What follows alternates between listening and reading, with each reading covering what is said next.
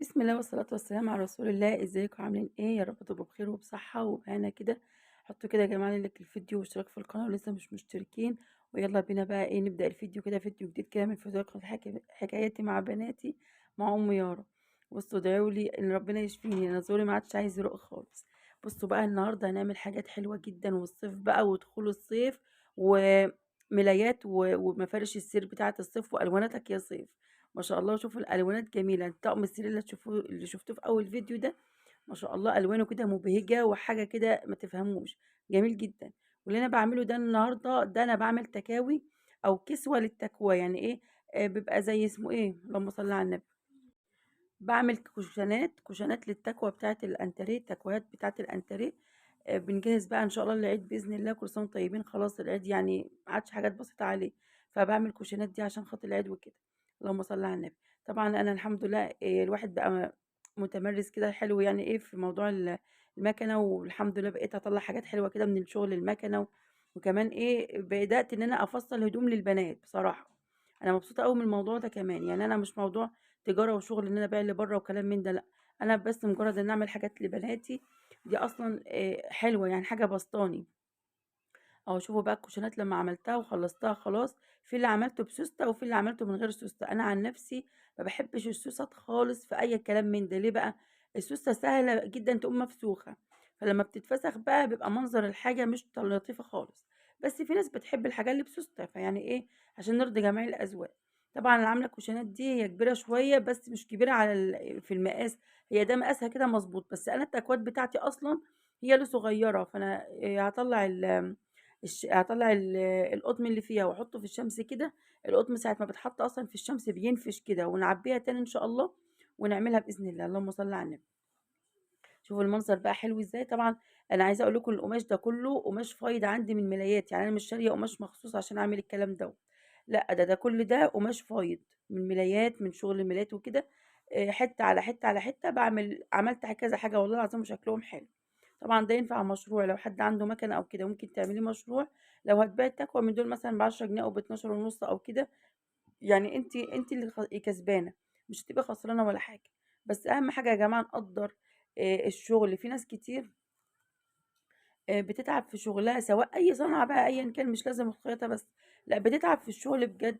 وتيجي تبُص تلاقي في المقابل الناس اللي بتشتري منها بتخسف بتمن الحاجة الأرض. بجد يعني اتقوا الله.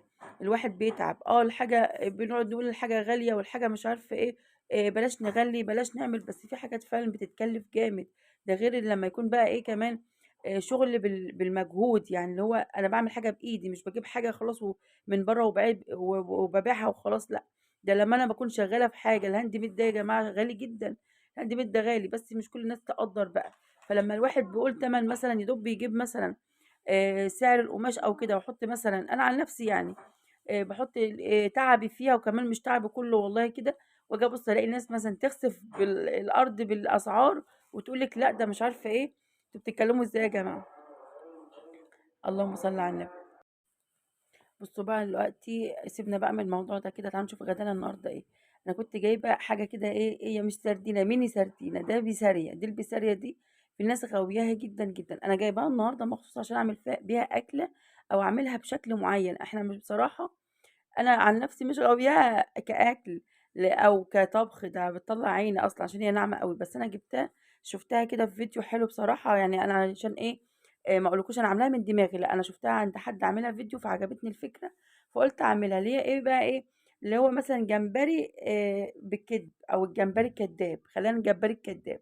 زي ما في حمام كداب، لا في جمبري كداب. اللي هي البسارية دي، جبنا البسارية وعملت لها الدقة بتاعتها او المية بتاعتها. طبعا توم وقشراه وليمون وفلفل مثلا او شطة او كده، وملح وكمون وكلام من ده. تمام. وقمت جايه نقعهم فيها. انا طبعا الحاجه اللي زي دي مش عارف نحشيها، فبننقعها. بصوا بقى يا جماعه، انا في الاول خالص البسارية دي جبتها وشلت بطنها كده زي ما انتوا شفتوني كنت بعملها دلوقتي، وغسلتها حلوه قوي وقمت سايباها في مصفى الصفة. وبعد كده عملت لها الميه بتاعتها الاول، وبعد كده ايه اللي هو الدقه يعني بتاعتها اللي هتحدق فيها. وقمت جايه حطاها، حطيتها فيها بتاع ساعتين 3 كده، طبعًا ما شِلتهاش على طول. دلوقتي بقى إيه هنقليها، جِبت شوية دقيق كده محترمين وهنقليها دلوقتي هتشوفوا لما تطلع من الزيت هتبقى عاملة ازاي او شكلها يبقى عامل ازاي. طبعا انتوا شفتوا الكلام ده في اول الفيديو، شكلها عامل زي الجمبري بالظبط، واخده كده تدويره كده وعامله زي الجمبري. وعلى فكره طالما شايله بطنها فانت يا دوب بس بتشيلي الراس وتقوم واكلها ببعضها كده اساسا، لان هي ايه، السلسله بتاعتها اللي في وسط جسمها دي ناعمه جدا، يعني مش اللي هي بتعمل في الزور او تتعب الزور او كده، لا ده ناعمة جدًا، الواحد ممكن بياكلها ببعضها كده ما بيحسش بها أصلًا، لإن البسارية اللي معايا صغيرة مش كبيرة ولا حاجة يعني، تمام.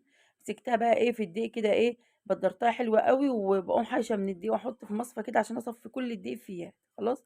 طبعًا في ناس على فكرة بيعملوها إيه بقى، بيقوموا لازقين كل 2 كده أو 3 في بعض من عند الديل بتاعهم، يعني أنا لمّا كنت باعملها كده للبنات السردينة بقى الكبيرة شوية، باعملها كده للبنات بيفرحوا بشكلها أوي، تلاقي إيه، كل 2 و3 كده لازقين في بعض، كل 2، 3 أو 4 كمان لازقين في بعض، فبتبقى عاملة حلو. بس أنا النهارده أنا مش هاعملها كده، ليه بقى؟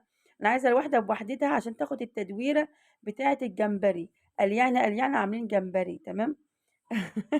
أنا عايزة أقول لكم أنا أصلًا أنا ما باحبش الجمبري وعمري ما طبخته وعمري ما جبته خالص، ما باحبوش. صاحبتِك مين دي؟ إيمان مين؟ طب استني ده وتطلعي. جانا كمان عندها صحاب نازلة تكلم صاحبتها. شوفوا بقى باطلّع من الزيت بقى أحط كده على المناديل، أهي ما شاء الله شوفوا شكلها عامل إزاي، أي نعم هو مش جمبري بس إيه، قال يعني بنقنع نفسنا إحنا بناكل جمبري. أنا مني واحدة أنا يعني إيه، جه عليَّ فترة كده قُلت أنا هاجرّب طعمه، مش قادرة آكله خالص بصراحة، أنا مش حاباه.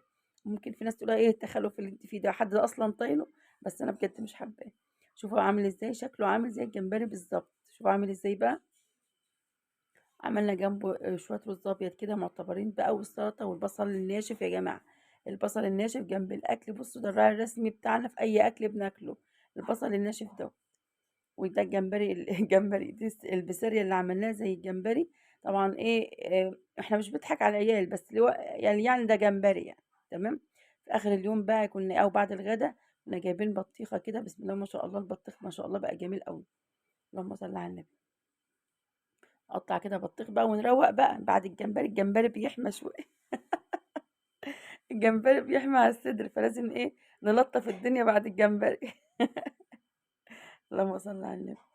صلّوا على النبي كده يا جماعة واذكروا الله، وذكر ربنا كتير حلو أوي، ذكر ربنا بيبقى حلو وبيفرّج الهموم وبيشفي أي مرض أو أي حاجة، يعني ذكر ربنا والصلاة على النبي ده سحر، جميل، جميل جدًا، ربنا يا رب يجعله دايمًا لازمة في لساننا كده ذكر ربنا على طول. اللهم صل على النبي. شوفوا بقى ده خلاص كده خلصنا الفيديو بتاعنا، بوريكم بس المقاطع كده او اللهم صل على النبي، التكوات اللي انا عملتها والكوشنات اللي انا عملتها، وده طقم السرير. ايه رأيكم بقى، ايه يا صيف يا صيف ولا مش يا صيف يا صيف؟ بسم الله ما شاء الله طقم السرير ده خرافة والله العظيم تحفة، شكله حلو جدا جدا جدا ويوسع كده المكان، لان اللون طبعا فاتح، لون الارضية فاتح، لون جميل جدا والماتشنج بتاعه احلى كمان. بسم الله ما شاء الله اهو. ايه رأيكم بقى، بعرف اشتغل ولا ما بعرفش اشتغل؟ اعمله بقى كنار بقى وايه مدلعاه، لا صرفة صرفة يعني. بتبقى حاجات كده صغيرة بس بتفرق بصراحة.